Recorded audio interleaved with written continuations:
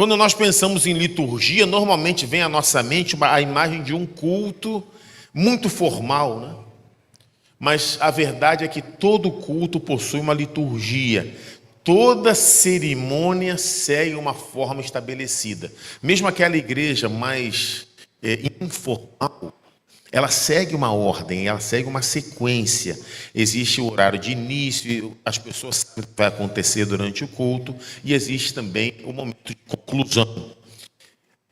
Toda igreja tem uma liturgia, não importa se seus membros não se consideram litúrgicos. Tanto a mais alta missa anglo-católica quanto o mais simples culto de adoração e louvor evangélico são litúrgicos, no sentido mais estrito da palavra. Certamente há entre eles uma diferença dramática na liturgia, mas ambos compreendem uma forma e uma ordem de culto. É necessário haver uma liturgia. E no Ministério de Louvor, a liturgia é muito importante. O que vamos fazer durante o culto? O que vai ser planejado com antecedência? O termo liturgia tem significados diferentes, mas hoje nós vamos usá-lo como a sequência de atos do culto.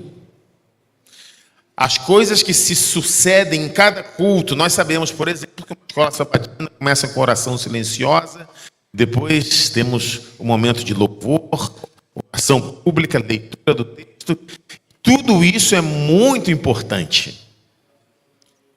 O termo liturgia, no grego, é formado por duas expressões: laos, povo, e urgia, que é trabalho.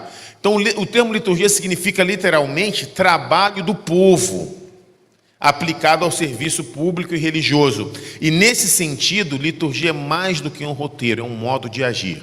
Quando nós estabelecemos uma liturgia adequada ao culto na igreja, todo o povo trabalha. No idioma inglês, culto é serviço, service, se fala em inglês, e compreende o aspecto da adoração pública, onde cada cristão é integrado na tarefa de cultuar, no sentido de servir. Liturgia é um serviço, e esse serviço é culto a Deus. Quando nós estamos no culto, nós estamos servindo. E é interessante que o culto em inglês se chama service, significa serviço. O culto divino, em inglês, é divine service. Ou seja, o culto divino, o serviço divino, é o momento em que nós estamos servindo uns aos outros. E quem está ministrando a palavra, quem está dirigindo o louvor, serve mais. Porque no reino de Deus, o maior serve o menor. E o maior entra em último. Os últimos serão os primeiros. E quanto mais você serve, mais você é honrado, porque o nosso Deus é o ser mais honrado, Ele é o que mais serve. E a liturgia é isso. A liturgia é um momento em que todos nós servimos uns aos outros, no momento em que Deus se encontra com o seu povo na igreja. O culto é um momento de encontro de Deus com o seu povo.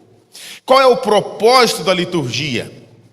O principal propósito da liturgia é estimular um envolvimento crescente. Vamos ao próximo slide. O principal propósito da liturgia é estimular um envolvimento crescente da igreja com o Senhor. Nós estamos aqui unidos como irmãos, mas o objetivo aqui não é termos uma reunião de irmãos. O objetivo do culto, o objetivo de todas as liturgias é proporcionar um envolvimento crescente da igreja com o Senhor. Nós nos encontramos entre irmãos numa relação horizontal, mas nós também nos encontramos com o Senhor em uma relação vertical. O momento do culto não é apenas para estarmos juntos, para desfrutarmos de bons momentos, não é apenas isso. É o momento em que nós nos encontramos com o nosso Deus. Quanto mais envolvida estiver a congregação com o culto, mais plenamente ela vai participar da experiência que a adoração proporciona. Adorar a Deus é uma experiência, é algo transformador, é algo renovador. E quando nós estamos na presença de Deus na igreja, essa experiência proporciona coisas diferentes. O próprio Cristo disse em Mateus 18:20, porque onde estiverem quantos? 2 ou 3, reunidos em meu nome, aí estou eu no meio deles. No culto, Deus visita o seu povo. E esse encontro produz reações poderosas. Toda vez que nos encontramos com o Senhor, nós somos transformados. Cada culto, não apenas o culto de sábado, não apenas aquela conferência com a igreja lotada, não apenas um evento com muitas pessoas, mas também o culto do domingo, o culto na quarta-feira, o culto na casa de um visitante, o culto na nossa casa, é o momento em que Deus visita o seu povo. E o culto se faz com uma variedade de pessoas. Cristo disse: onde estiverem 2 ou 3. Se você presta ao Senhor uma adoração individual, isso é muito importante. O momento da leitura individual da palavra, da oração secreta, é um momento importante, mas nós temos uma bênção diferente para a igreja reunida. E não importa se a igreja é pequena, se a igreja é grande, se a igreja tem 10 membros. Nós já fizemos eventos com igrejas pequenas, mas não importa. Cristo disse: onde estiverem 2 ou 3, ali estarei no meio deles. O culto é o principal momento da adoração coletiva e dele advém muitas bênçãos, como, por exemplo, a comunhão dos irmãos, o aprendizado da doutrina, o desfrute de um ambiente alegre, tranquilo e etc. Todos esses benefícios são importantes, mas o encontro do Senhor com o seu povo é a maior bênção que o culto pode oferecer. As pessoas que assistem à reunião, mas não desfrutam da presença de Cristo em suas vidas, têm grande perda. Você vir à igreja traz muitos benefícios para a sua vida, né? Você pode desfrutar de um ambiente tranquilo, alegre, você pode aprender a doutrina, mas se você não se encontra com Deus, você tem grande perda. O objetivo principal do culto é o encontro com Deus, porque Cristo mesmo disse: onde estiverem 2 ou 3, ali eu estarei no meio deles. Mas como que nós desfrutamos da bênção de Deus, da sua presença no culto? Para que a ação de Cristo na nossa vida seja uma realidade no culto, nós temos que ser adoradores ativos. E aqui eu quero estabelecer para vocês 2 tipos de pessoas que estão no culto. O primeiro é aquele que está apenas como espectador, assistindo. O segundo é o adorador ativo. E talvez em muitas igrejas, em muitas congregações, talvez até aqui entre nós, muitas vezes nós adotamos uma postura passiva no culto. E isso é um problema. Um grave obstáculo à verdadeira adoração é a mentalidade de espectador que atinge alguns irmãos. Conhecem em detalhes o programa do culto, mas não participam dele. Mantêm-se apenas na superfície, não mergulham na adoração. Acompanham as coisas que acontecem no altar, mas pouco contribuem para o êxito do culto. Esquecem-se de que ninguém pode adorar no lugar do outro. Você pode vir à igreja porque o seu pai é de trás, né? Você pode vir à igreja porque essa é uma tradição da sua família. Mas você não pode adorar no lugar de outra pessoa. A adoração do seu pai, a adoração do seu amigo não substitui a sua adoração. O chamado divino à adoração é individual. No culto não há distinção entre quem ministra e quem participa sentado no banco. Todos participam. Não é como um ambiente, por exemplo, de uma apresentação teatral em que há o ator e há o público. Na igreja não funciona assim. Todos somos participantes, não há atores. Todos somos adoradores, ninguém deve ser espectador. E a liturgia no culto transforma uma adoração de programa, que é aquela adoração em que ninguém participa, em um culto participativo. O louvor contribui muito para isso. Hoje nós cantamos um hino cujo título é Minha Entrega. Cristo, bom mestre, eis o meu querer.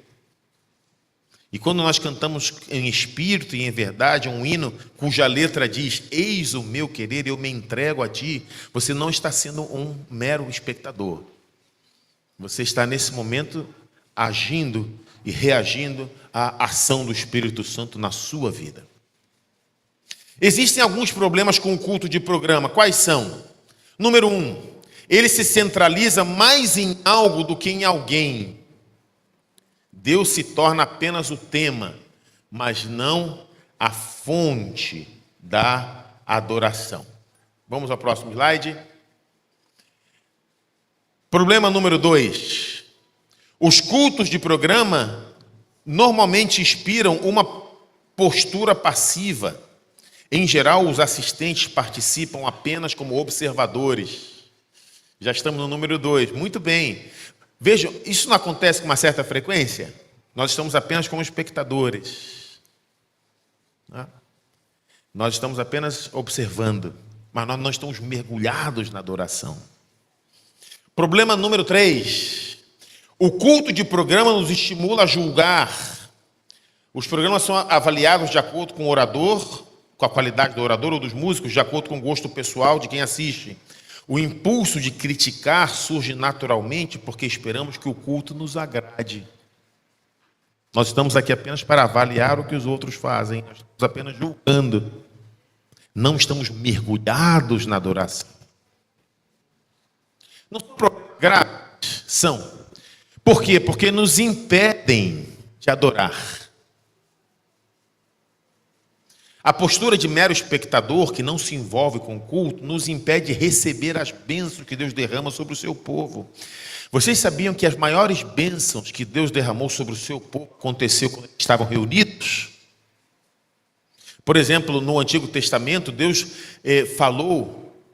Deus pronunciou a sua lei no Monte Sinai, mas antes ele disse: reúna todo o povo e santifica-os, porque amanhã eu vou me manifestar a eles.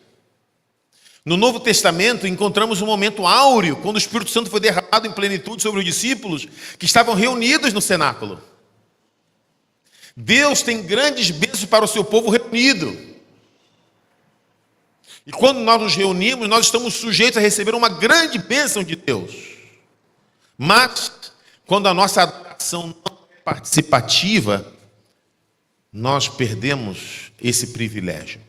Então nós temos que corrigir o nosso culto. Nós temos que sair do culto de programa para a adoração participativa.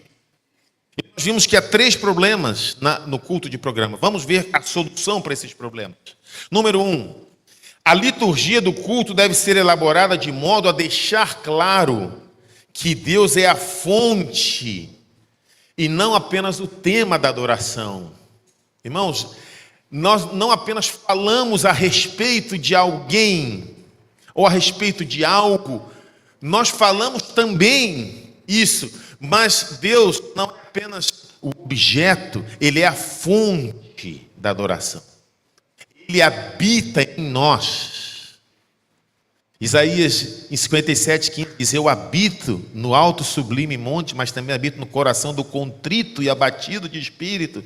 Deus habita em nós.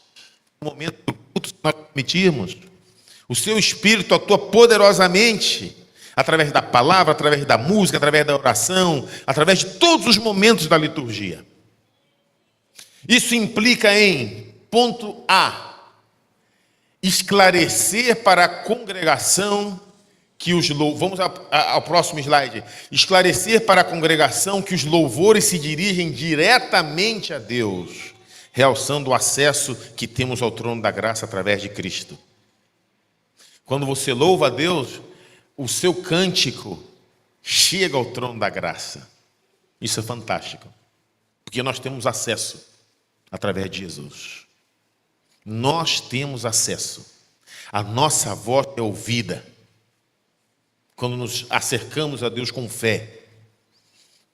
A palavra diz: buscar-me-eis e me achareis quando me buscardes de todo o vosso coração. E o salmista diz: perto está o Senhor dos que o buscam em espírito e dos que o buscam em verdade. O Senhor está perto. Isaías diz: a sua mão está estendida. Então nós temos que saber que nós temos acesso. A congregação tem que saber isso. Isso tem que ser informado de vez em quando para a congregação. Deus está aqui, Deus está nos ouvindo. Quantas vezes nós ministramos o louvor apenas dizendo isso? Deus está nos ouvindo, isso já toca o nosso coração, isso já nos emociona.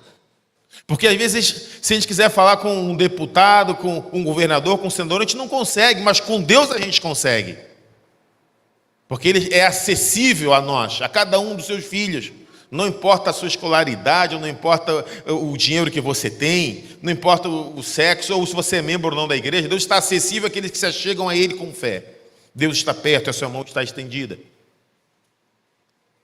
Letra B. Empregar uma linguagem que nos faça lembrar que Deus está realmente presente. Quando a igreja se reúne, nós sabemos que Deus está presente, mas às vezes nós nos esquecemos disso. Então, às vezes, quem dirige a reunião pode dizer assim: Deus está aqui.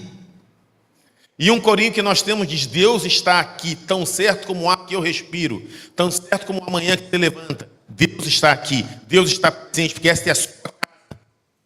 Esse é o lugar que Ele escolheu para ser a sua embaixada, a sua agência. Deus está aqui nesse lugar quando o seu povo se reúne, porque Ele mesmo disse: onde estiverem 2 ou 3 reunidos em meu nome, ali estarei no meio deles. Letra C. Fomentar a consciência de que Deus nos ouve. Deus não apenas está acessível a nós, mas mais do que isso, Ele nos ouve. Ele nos escuta, Ele dedica tempo para nos dar atenção e nos oferecer respostas. Então a liturgia deve funcionar com o propósito de trocar o foco do eu gostei para agradou a Deus. Eu quero agradar a Deus aqui nesse momento. Eu quero andar na sua presença. Eu estou oferecendo a Ele um sacrifício, porque eu sei que Ele ouve e eu quero agradá-lo. Esse é o foco do culto, é o foco da liturgia. Que seja assim a partir dessa semana de oração. Em toda a nossa igreja já é assim. Mas muitas vezes estamos desatentos, absortos, perdidos em pensamentos, como Cristo disse. Vocês estão aqui, mas o seu coração está longe. E dessa forma desperdiçamos as bênçãos que Deus tem a oferecer para o seu povo reunido. Nós provocamos esse efeito quando evitamos fazer comentário desnecessário sobre o que gostamos ou não gostamos do culto. Então não saia do culto dizendo assim: isso aqui foi bom, mas aquele pregador não foi muito bom, esse louvor aqui não foi muito bom, desafinou um pouco. Não importa, mesmo que isso tenha acontecido, não comente, porque o seu foco não é eu gostei, o foco é agradou a Deus. Esse é meu foco. Você não está aqui apenas em um evento artístico, você está aqui para agradar a Deus. Letra B, quando nos preocupamos com o que Deus espera de nós como adoradores. Agora vamos para outro slide, letra C. Quando estimulamos uns aos outros a descobrir de que maneira Deus se fez presente no culto. Irmãos, todas as mensagens têm algo para a sua vida. Um grande pregador chamado Charles Spurgeon, que é considerado o maior pregador do século passado, aliás, do século XIX, ele chamava Charles Spurgeon. Ele era um homem ímpio. E ele entrou numa igreja muito pequena, na cidadezinha onde ele morava, e ele ouviu um pregador muito simples, um pregador semi-analfabeto, que pregou sobre Isaías 45, 22. Isaías 45, 22 diz assim: olhai para mim e sereis salvos. Só isso. E o pregador ficou dizendo: se você quer ser salvo, olhe para Jesus. E se você olhar para Jesus, você vai ser salvo. E a pregação foi só isso. Um homem simples, discorrendo sobre Isaías 45, 22. E Spurgeon se converteu naquela noite e se tornou um grande pregador. Em todos os cultos você acha algo que Deus fala para você. Então estimule-se e também compartilhe com os outros a maneira em que Deus se fez presente no culto. Deus tocou o teu coração, talvez com uma melodia, talvez com um momento social, com um corinho, com a palavra, com a ministração da lição. Deus falou a você hoje. Porque quando Deus se comunica conosco no culto, isso produz reações, transformações, coisas poderosas acontecem. Princípios que regem a liturgia. Vamos ver aqui 6 princípios que regem a liturgia do culto. Princípio número 1. A liturgia deve ser simples, tal como é o Evangelho, mas ao mesmo tempo profunda e significativa. Os cantores e instrumentistas devem se afastar da música pretensiosa, que busca a todo custo grande efeito de agradar o ouvinte com atrativos superficiais. Irmãos, aqui na igreja se deve fazer a música com a maior qualidade possível, com o melhor equipamento possível. Mas nós não buscamos aquele grande efeito. Nós adotamos uma música simples, mas que atinge o coração. Essa é a característica da liturgia. Os hinos são profundos e significativos, não são hinos repetitivos, não são hinos banais, não são hinos que conduzem à movimentação do corpo, à dança, não. São hinos simples, mas que atingem o nosso coração. E nós temos esses hinos. Os hinos do Inário Louvores ao Rei, né, que é o inário oficial da nossa igreja desde 1980, e também temos corinhos, que foram acrescentados à nova edição, e também temos outras músicas que são adequadas ao culto, sempre hinos simples. A pessoa que entrou agora na igreja, ela compreende a mensagem. Essa é a característica da liturgia. Número 2, a liturgia não se apoia no indivíduo, mas na comunidade dos fiéis. Vamos ao próximo slide. A liturgia não se apoia no indivíduo, mas na comunidade dos fiéis. Mais um. Isso. A comunidade dos fiéis, quem são, irmãos, a comunidade dos fiéis? A igreja. Só os batizados? Não. A comunidade dos fiéis são os que aceitaram a Jesus e vivem de acordo com a sua palavra. Essa é a comunidade dos fiéis. E quem aceita Jesus e vive de acordo com a sua palavra, automaticamente quer se juntar à sua igreja. A comunidade dos fiéis é o corpo místico de Cristo. Ele se mantém unido pela ação do Espírito Santo. Cada fiel é individualmente uma célula dessa unidade vital, um membro desse corpo. E é na liturgia que o crente toma consciência dessa unidade que o envolve. Nela, ele está diante de Deus não como um ser isolado, mas como membro do corpo de Cristo. Se você faz parte da comunidade dos fiéis, a Bíblia diz que você é um membro do corpo de Cristo. Isso é fantástico. Cristo é a cabeça, mas o corpo de Cristo são os seus seguidores fiéis, que formam a comunidade dos santos. Obrigado. Vamos agora ao próximo princípio. Princípio número 3. Hoje vamos considerar 6 princípios da liturgia. Vamos ao terceiro princípio. A liturgia deve ser edificante para a igreja. O que nos diz o apóstolo Paulo em 1 Coríntios 14, 26? Que fareis, pois, irmãos, quando vos ajuntais, cada um de vós tem salmo, tem doutrina, tem revelação, tem língua, tem interpretação, mas faça-se tudo para a edificação. O apóstolo Paulo escreveu isso aos coríntios. E a igreja de Corinto era repleta de dons, uma igreja cheia, animada. Mas quando um estava falando, o outro interrompia, começava a cantar, o outro vinha com uma profecia, outro vinha com dom de línguas. E o apóstolo Paulo ficou 3 anos lá treinando o povo. Ele disse, não, no culto tem que ter decência, tem que ter ordem. Tudo que for feito no culto é para edificar a igreja. Então nada que desvie o foco da verdadeira adoração deve ter lugar. As distrações devem ser removidas. para que se possa criar um ambiente que edifique a igreja. Um ambiente sensorial, que é captado pelos nossos sentidos. Um ambiente que edifica a igreja. No culto, tudo deve ser feito com excelência.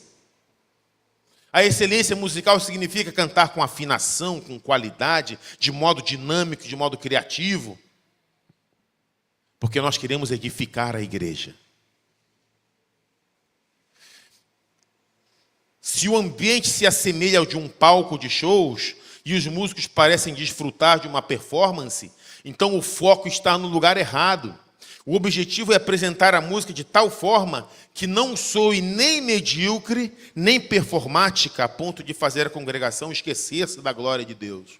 Portanto, deve-se evitar tanto a música mal executada, quanto a música extravagante, porque ambos se desviam do que de fato importa. O que de fato importa? O que de fato importa? A glória de Deus. Então, se você vem aqui e canta de maneira desafinada, você não está glorificando a Deus. Mas se você vem aqui e apresenta como um show a música extravagante, também não glorifica a Deus. O foco é a glória de Deus. O texto segue. A música realmente executada com excelência não atrairá atenção para o cantor ou instrumentista, nem desvirtuará o propósito do culto. Ela apenas edificará a igreja. A liturgia bem elaborada conduz o culto a uma finalidade espiritualmente edificante, não a ostentação ou aplauso. Tudo que é irreverente ou que exalte o ser humano deve ser evitado. No culto, há espaço para a manifestação dos dons musicais, mas sempre como serviço, nunca como exibição ou entretenimento. Eu me lembro de um artista muito conhecido, que havia sido da igreja, foi educado na igreja, e ele se apresentava nas casas de concerto, e todos o aplaudiam, mas quando ele vinha tocar aqui na igreja, ele tocava hinos, lindos hinos com a sua técnica requintada, mas uma música simples, mas ele executava com tal excelência que as pessoas não aplaudiam. Ao contrário, elas sentiam um profundo senso de devoção, de reverência naquele momento, porque aquele homem havia sido usado como um instrumento do Senhor para glorificar a Deus e edificar a igreja. Então, a liturgia bem elaborada conduz o culto a uma finalidade edificante. No culto não há espaço para o individualismo, para a ostentação, não. Tudo aqui é feito para servir ao nosso Deus. Princípio número 4. Vamos ao próximo slide. A liturgia deve dar bom testemunho diante dos incrédulos. A pessoa veio assistir o culto aqui na igreja, ela deve sair bem impressionada. Porque tudo funcionou bem. Princípio número 5. A liturgia deve evitar a confusão e a falta de decoro, primando pela decência e pela ordem. A palavra de Deus diz, porque Deus não é Deus de confusão. Vamos ao texto bíblico na tela. Deus não é Deus de confusão, senão de paz, como em todas as igrejas dos santos. Mas faça-se tudo decentemente e com ordem. Irmãos, no culto, nós temos espaço para o elemento emocional. Porque nós adoramos a Deus na nossa totalidade. Cristo disse: amarás, pois, o Senhor teu Deus de todo o teu coração, de toda a tua alma, de todo o teu entendimento, de todas as tuas forças. E o próximo slide diz, quando Deus se comunica conosco, a resposta é integral, envolve a razão, a emoção e a vontade. O sentimento de gratidão pelo que Deus fez e pelo que Deus faz enche o nosso coração. Nós nos emocionamos no momento do culto. Quantas vezes nos emocionamos? Ao ouvir uma bela experiência, ao entoar um cântico que toca o nosso coração, os hinos de consagração tocam o nosso coração. Quantas vezes nós vimos pessoas se derramarem em lágrimas ao louvarem a Deus com um hino tocante, um hino envolvente, um hino emocionante? A palavra diz que o povo de Israel se sentiu emocionado. Lemos na inspiração, apenas Jeová lhes trouxera livramento e para ele envolveram os corações com gratidão e fé. Sua emoção, veja, o povo de Israel ficou emocionado e encontrou expressão em cânticos de louvor. O Espírito de Deus repousou sobre Moisés, que dirigiu o povo em uma antífona triunfante de ações de graças, a primeira e uma das mais sublimes que pelo homem são conhecidas. O povo de Israel se emocionou com o livramento de Deus. E os momentos emocionais são sempre acompanhados por cânticos. Porque uma das funções da boa música é produzir e estimular emoções saudáveis. A música emociona mesmo. E é uma ferramenta muito poderosa para atingir os sentimentos e tocar o nosso coração. A música tem essa finalidade. A inspiração diz: a música deve possuir beleza, poder e ternura para comover. Outro texto diz: há muita emoção e música na voz humana. Nós realmente nos emocionamos, mas o culto não é emocional. O culto é racional. A emoção deve estar presente, vamos ao próximo slide, mas sempre submetida à razão. A inspiração diz: até seus pensamentos devem ser levados em sujeição à vontade de Deus e seus sentimentos sob o domínio da razão e da religião. Nós nos emocionamos, mas não é a nossa emoção que nos controla. A liturgia ela se caracteriza pela ordem, pelo decoro. Nós estamos emocionados, estamos felizes. Nós adoramos a Deus com toda a nossa alma, com todo o nosso ser. No entanto, a nossa emoção está sujeita à vontade de Deus. As emoções devem estar sob o domínio da razão. E o nosso critério não é se eu me sinto bem, mas se eu estou de acordo com a vontade de Deus. A inspiração diz: não são os teus sentimentos, não são as tuas emoções que te tornam filho de Deus, mas sim o fazer a vontade de Deus. Satanás leva o povo a pensar que, por terem sentido um êxtase de sentimento, estão convertidos. Sua vida, porém, não experimenta mudança. Seus atos são os mesmos de antes. Sua vida não mostra bons frutos. Eles oram frequente e longamente, e constantemente se referem aos sentimentos que tiveram em tal ou qual ocasião, mas não vivem a nova vida. Estão enganados. Sua vivência não vai além dos sentimentos.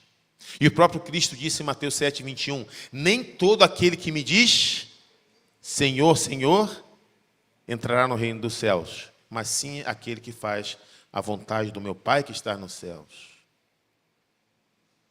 Por isso nós não adotamos na nossa liturgia a balbúrdia, o ruído. Nós não pulamos, nós não gritamos, nós não saltamos. Por quê? Porque nesses momentos a emoção se sobrepõe à razão. Mas nós nos emocionamos. Uma emoção sujeita à vontade de Deus. A própria Bíblia diz, no próximo slide, ela estabelece o culto racional. Rogo-vos, pois, irmãos, pela compaixão de Deus, que apresenteis os vossos corpos em sacrifício vivo, santo e agradável, que é o vosso culto racional. Essa é uma característica que distingue o culto pagão do culto cristão. No culto pagão, as divindades se manifestam através do êxtase. São rituais que levam as pessoas ao transe. E a falsa divindade toma posse do adorador. O slide diz: a música desempenha papel essencial na adoração falsa. Os padrões rítmicos que acentuam os tempos fracos, as repetições excessivas, o uso de tambores, as danças sensuais, a confusão, a balbúrdia, tudo isso contribui para o êxtase coletivo dos cultos pagãos. A capacidade de discernimento racional diminui e a mente fica aberta para receber as impressões malignas. Por isso nós não adotamos repetições excessivas nas músicas, nós não adotamos o uso de tambores, nós não adotamos danças sensuais, não adotamos a confusão e a balbúrdia. As pessoas não caem no chão, as pessoas não ficam saltando descontroladas. Nós não adotamos isso, porque isso contribui para o êxtase que é adotado em cultos pagãos. Vamos ao próximo slide. A adoração a Deus não se faz assim. No culto racional, o adorador exerce as suas faculdades cognitivas de maneira voluntária. Ele atua de forma saudável no uso consciente das suas capacidades mentais e emocionais. O uso das emoções ocorre de maneira contida, sob o domínio da razão. A inspiração diz: não deve haver nenhum esforço para que a alma alcance certa intensidade emocional. Não tente produzir a emoção das pessoas. Quem produz isso é o Espírito Santo. Faça apenas o seu trabalho. E nós vamos nos emocionar. Mas na liturgia não há espaço para balbúrdia, ruído, não. Gritos, nada disso. Outro texto: a finalidade do culto não consiste em criar agitação de sentimentos. Prosseguindo, o culto carismático adotado em muitas igrejas evangélicas caracteriza-se pela balbúrdia e pelo êxtase. As emoções ficam à flor da pele, descontroladas. É o Espírito Santo que atua ali? Não. Vejam o que diz o Espírito de profecia. Muitos julgam ser uma emoção ou um êxtase dos sentimentos um sinal da presença do Espírito Santo. Entretanto, o Espírito Santo nunca se revela por tais métodos, em tal balbúrdia ou ruído.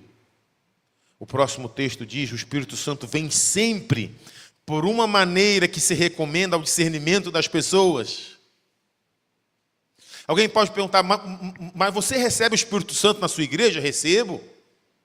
Irmãos, sem o Espírito Santo no nosso culto, nós não teríamos poder.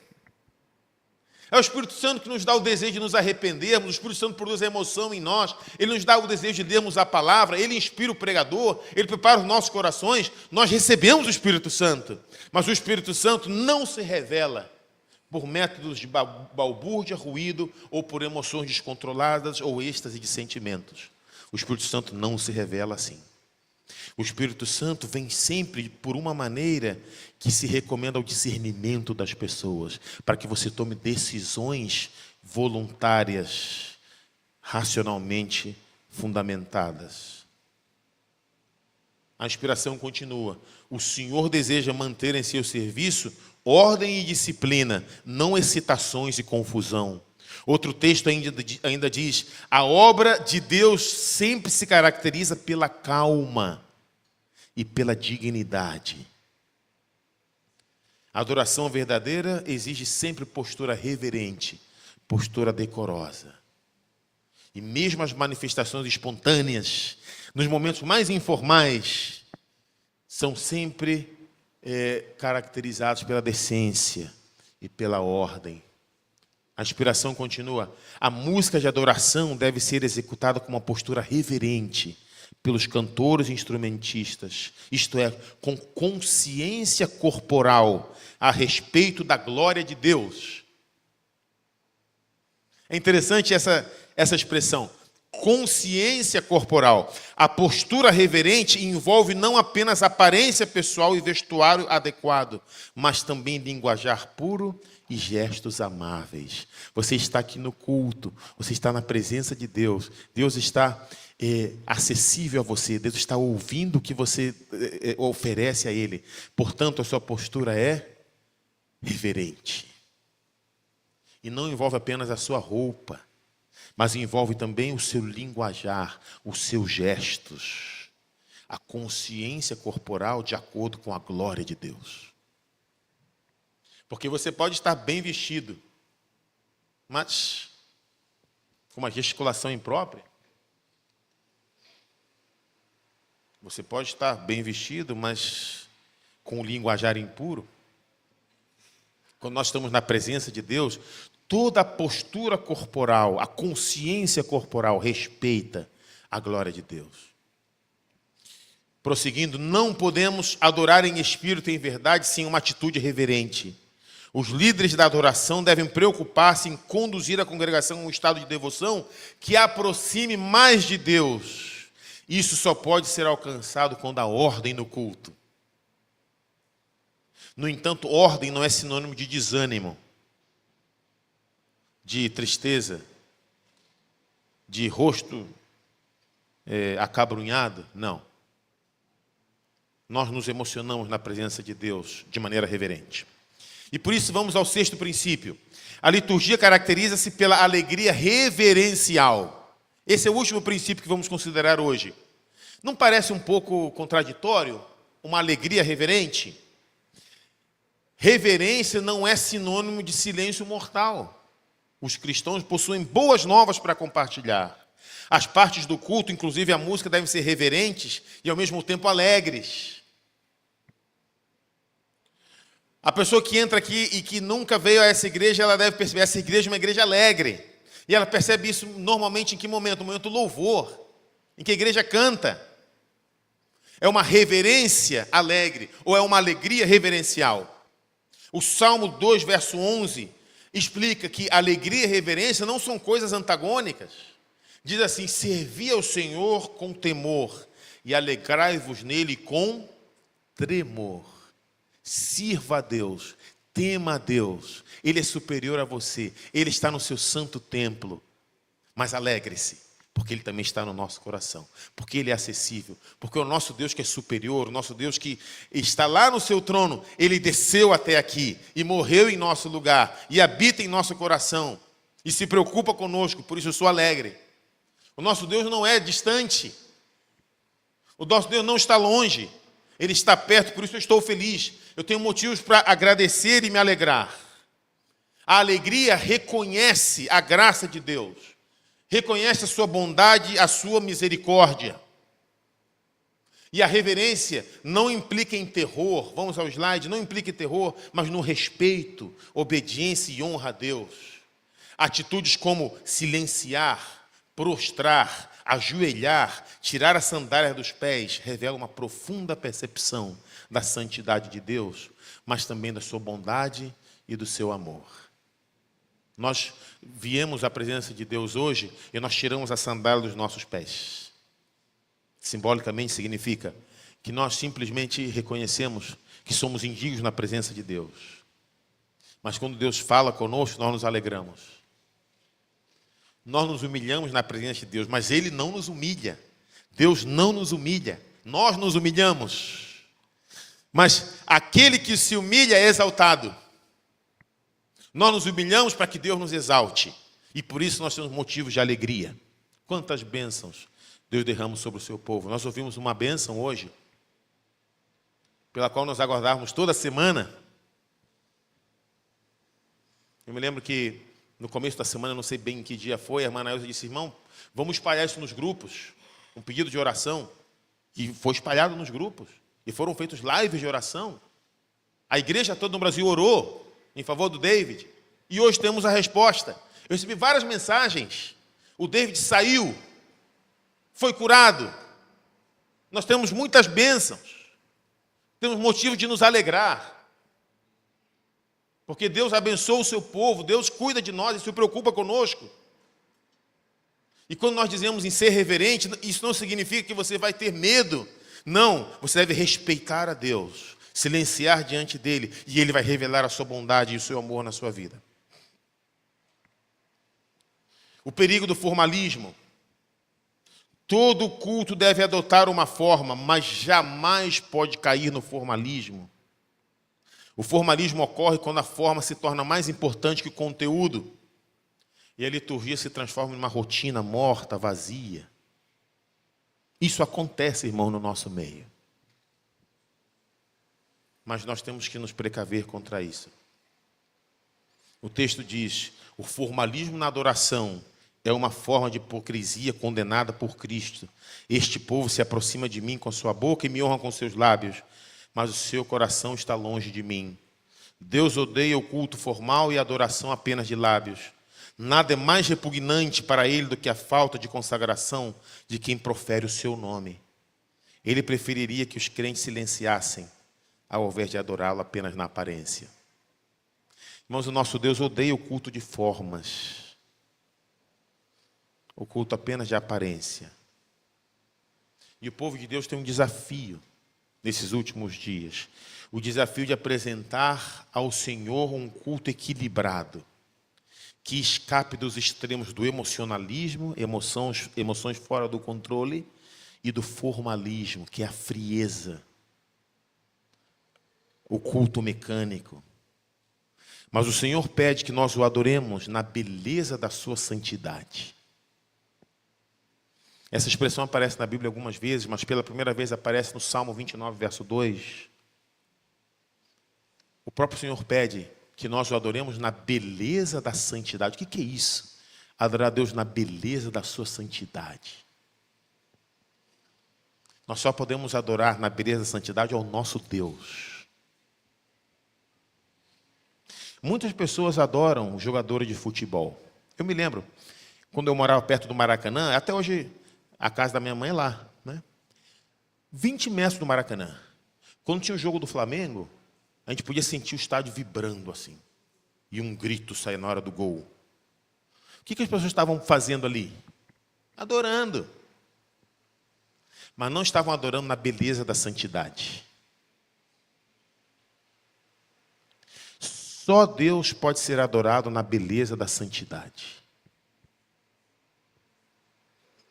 E é interessante, irmãos, nós não temos forças para adorar a Deus na beleza da santidade. Mas nós devemos pedir a Ele que nos ensine, que nos dê discernimento, para que a liturgia dos nossos cultos possa agradá-lo e promover a edificação da igreja. Para que os nossos músicos, os nossos pregadores, os nossos dirigentes, os que ocupam um lugar importante aqui à frente para ministrar o culto, para dirigir o povo de Deus, possam ter o discernimento, a sabedoria, para adorar ao Senhor na beleza da sua santidade. E que todo o povo possa participar em espírito e em verdade. Que essa seja a realidade na nossa igreja, especialmente aqui na igreja de Cascadura.